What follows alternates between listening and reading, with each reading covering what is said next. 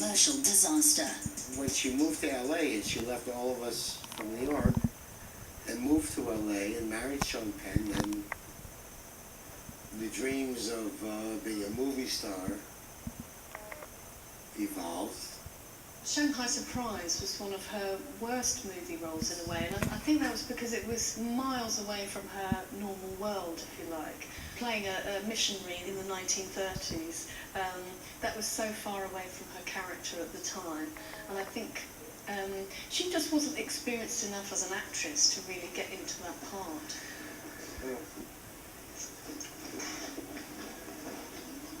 Rice wine. Look at that. Steady as a brain surgeon. I have something to say to you, Mr. Wavy. I do not intend to be made a fool of. You're flippant, facetious, and I suspect sorely lacking in moral fiber. However, I'm duty-bound to Mr. Burns to work with you, and I shall try. We've made a deal, you and I and he, and I expect you to live up to it. Do I make myself clear? You don't like me much, do you, man? Maybe after you get to know me a little bit, what do you think? I think there's very little chance of that. I expect our association to be an extremely brief one. Pick one. I'll do no such thing. It's degrading to use your fellow man as a beast of burden. Yes, but when you're looking for a rickshaw puller, the best person to ask is the rickshaw king. I'll take a taxi. Then we'll find a taxi king. I think that's what people don't realise as well is you need experience, you need work as an actress. You need to sort of do the live circuit, and that wasn't really her forte. I mean, she'd been a dancer and then she'd been a pop singer, so to make that move, it wasn't going to happen overnight. After the initial success of Desperately Seeking Susan, Madonna struggled to find roles that she could adapt to.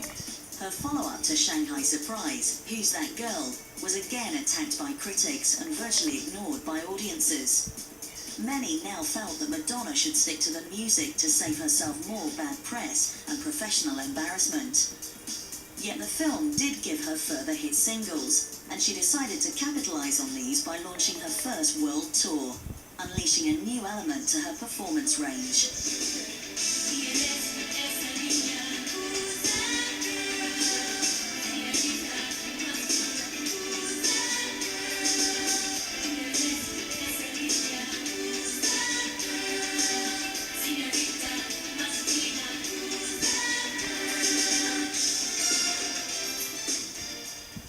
I think Live Aid actually is quite important here because she saw, there were several acts you'll always remember as sticking out from Live Aid, and that's Bowie, Freddie Mercury.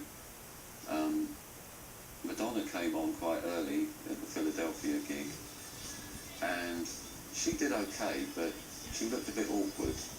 She wasn't quite dressed right. She probably realised she was not the hit of the event, and she was probably dwarfed by Phil Collins doing a transatlantic flight, which is a terrible situation. So something like that would be, to her, considered a knockback, which she would have to rectify. She would have to be the best. If I'm going to do a big show, I'm going to have the best big show. So I will have the most dancers, the biggest stage, the most spectacular entrance.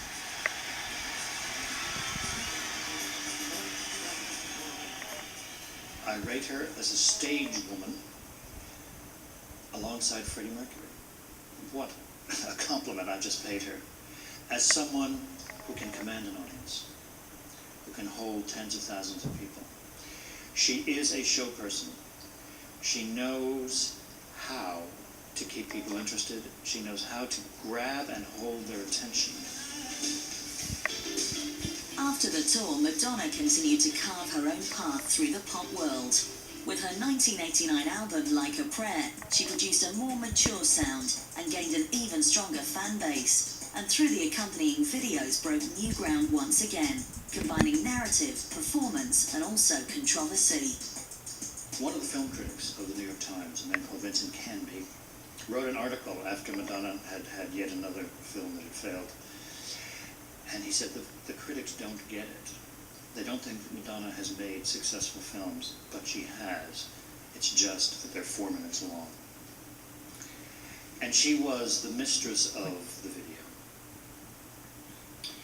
These were very, very shrewdly thought through.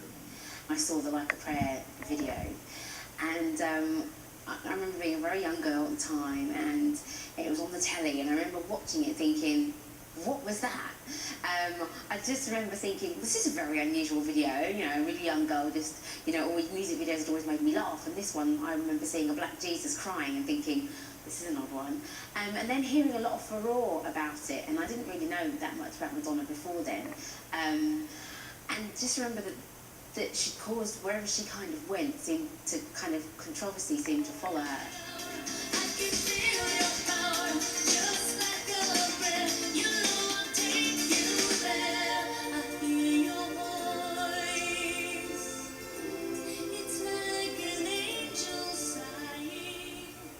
The reason why it struck a chord was really, I think the furore was in America because of the history of segregation and slavery and the civil rights movement. To stand in a field with burning crosses behind you is incredibly provocative. Essentially, she's using one of the most potent symbols of evil in American history as really great backlighting. You know, only Madonna will do this. And also to kiss a black Christ in a country that is totally terrified of mixed race relationships. I think that was really provocative at the time. And for mainstream America, it caused a lot of anxiety for Pepsi as well.